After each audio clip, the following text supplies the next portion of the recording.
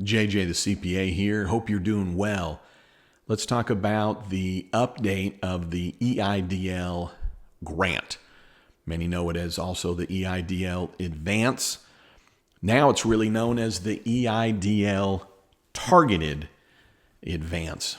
And I'm not super happy about the update in the sense that the SBA came out on the 1st here a couple of days ago with a memo that I've put in as a link in the body of this video, basically laying out for us clearly how it is going to work as they have got more funds out of the Consolidation Appropriations Act into the EIDL grant program.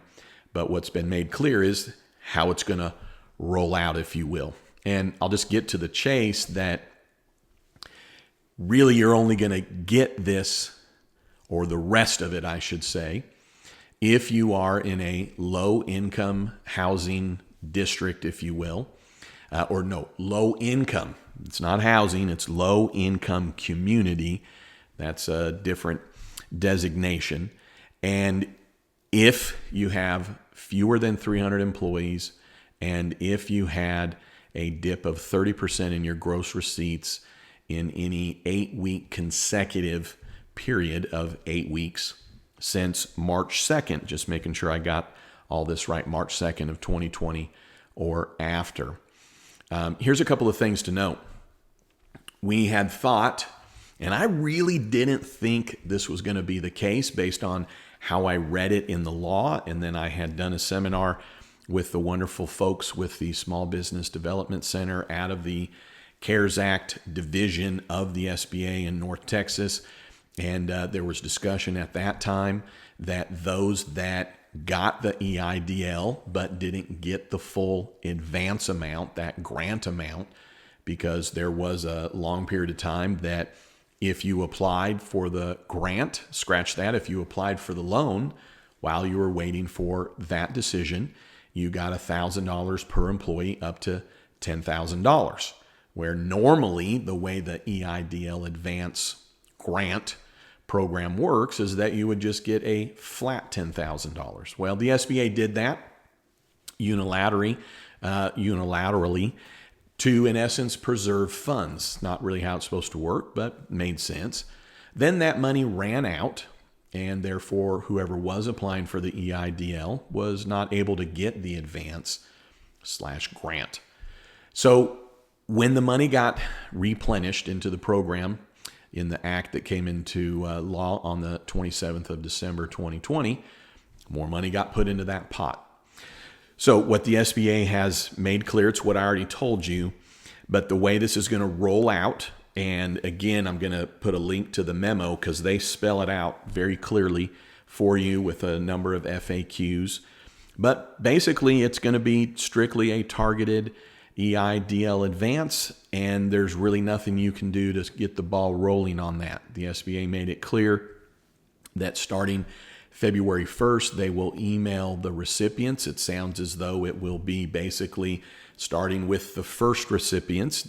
That's what it sounds like, but it's going to make a priority because it indicated there'll be 2 priorities of who they're going to connect with, but they said the first priority is for those that got a partial amount of the EIDL grant. So they didn't get the full $10,000. So the max is still $10,000, but they are now going to email those that got the EIDL and then invite them to apply for the targeted advance. So it's not going to be an automatic. If you only got $4,000, you're now going to get $6,000.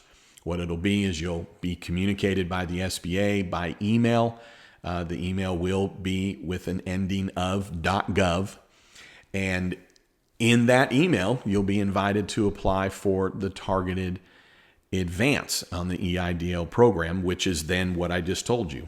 It would be that you would then get the rest of your EIDL grant up to the $10,000 if you're in a low-income community, you have fewer than 300 employees, and you have a dip in your gross receipts in any 8-week consecutive period after March 2nd, 2020.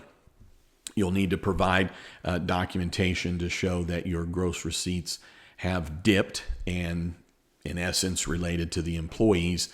They're going to know that. You would need to provide documentation, which would be as simple as either a W-3, which shows your number of employees, or 941 during the period of time that you had the gross receipts dip. But the 941 payroll form also shows the number of employees. And then pretty well by the address of the business, it's going to be obvious that you're in the low income community. It does not appear, based on this, what I'm calling a memo from the SBA that came out February 1st, it does not appear that they're making an assumption if you are or are not in a low income community for your business.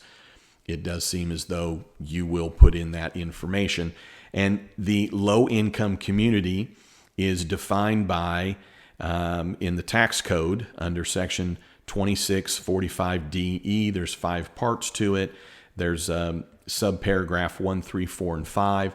And I will put a link directly to that. You can take a gander at it, but it's based on the tract, the real estate tract, TRACT, that you're in determining that. And at this moment, I don't know, honestly, what tracts qualify. It's, well, are you in this tract? Well, when I read through the law, this code section that I'm telling you about, I would then have to know the dynamics of the tract I'm in to know if that then matches up.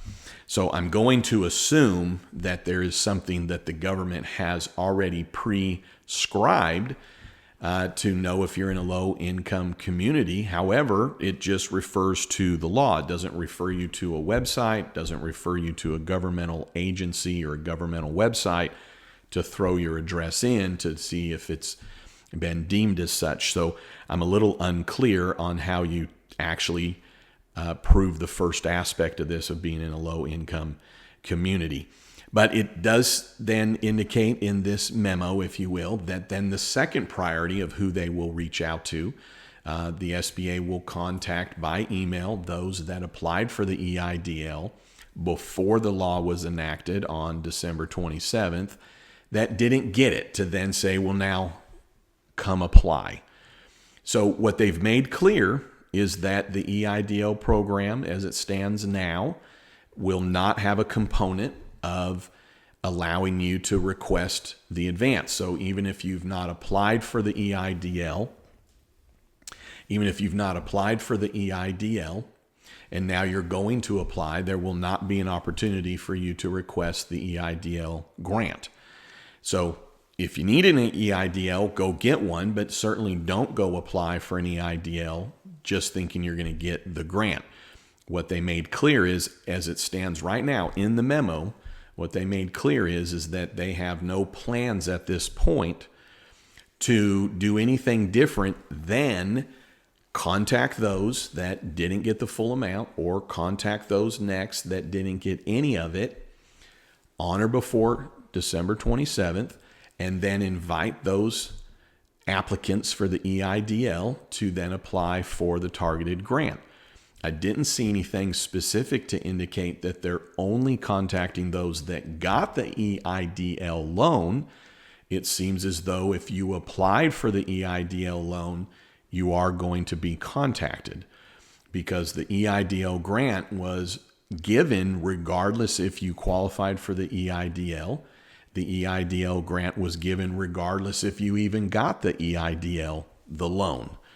So I didn't see anything on point. So what I would expect is that if you applied for the EIDL, regardless if you took it, regardless if they denied you, that you're going to get an email. You will get an email. Now, they indicated that it's going to be a number of weeks to even roll out the first priority, and then they'll make a conscious effort to reach out to the second priority, which is those that didn't get the EIDL grant at all.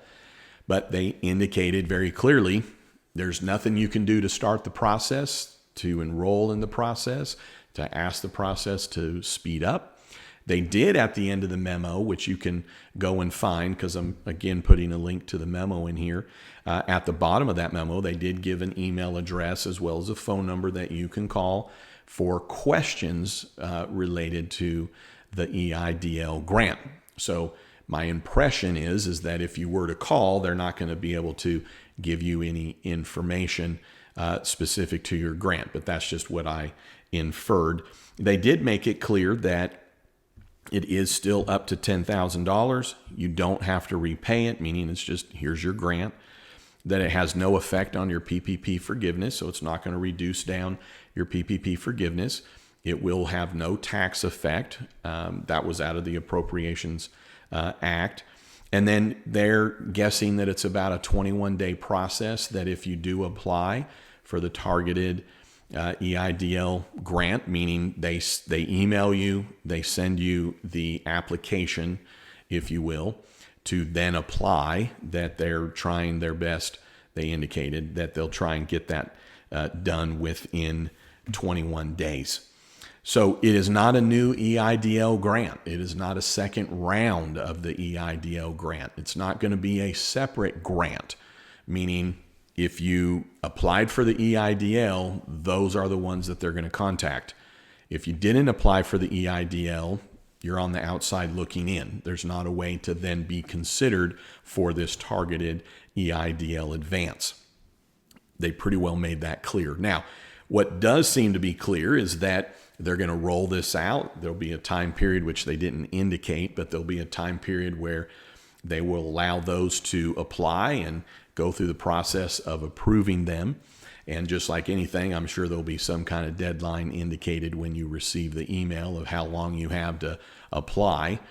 But once they've exhausted that effort, then they indicated in the memo that it will then be decided what is the next step with the EIDL grant if there are any funds left. So it doesn't, in my opinion, give us any glimmer of hope that you're just going to get the rest of it. It doesn't indicate that specifically, but it seems to infer it, if you'll go and check it out and read it for yourself, that just because you didn't get the full amount doesn't at all mean you're now just going to get the rest of it. Or if you didn't get any of it, it's not going to just be now you're getting it. You're only going to get this EIDL advance through the targeted EIDL advance program by applying for it.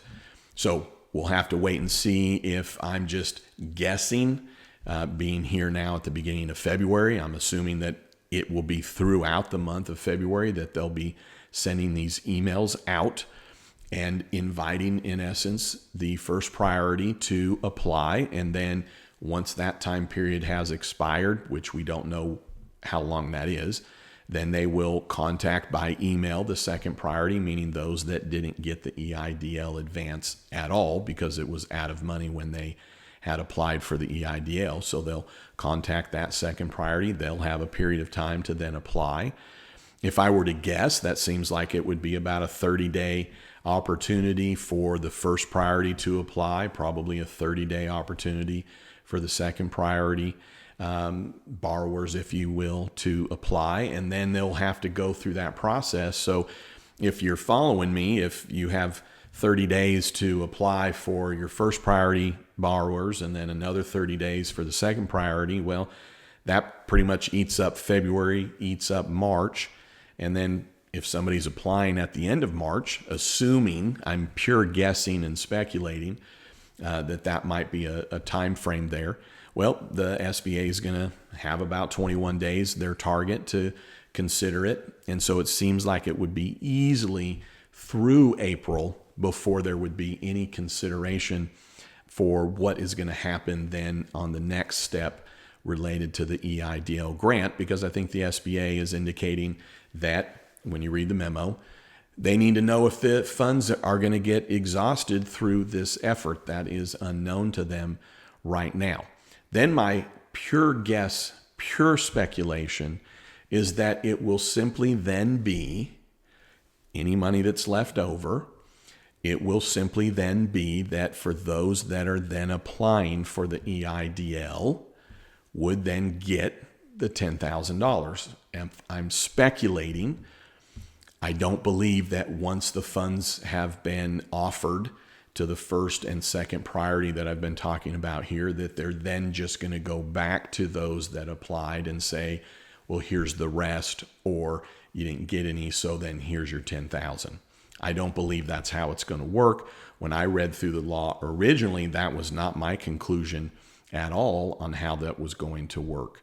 And so I think it's just going to be, if you're in a low-income community, you have fewer than 300 employees, and you can show that you had a 30% drop in your gross receipts in any 12-week consecutive period. I said 12 weeks. It's 8 weeks. It's 8 weeks.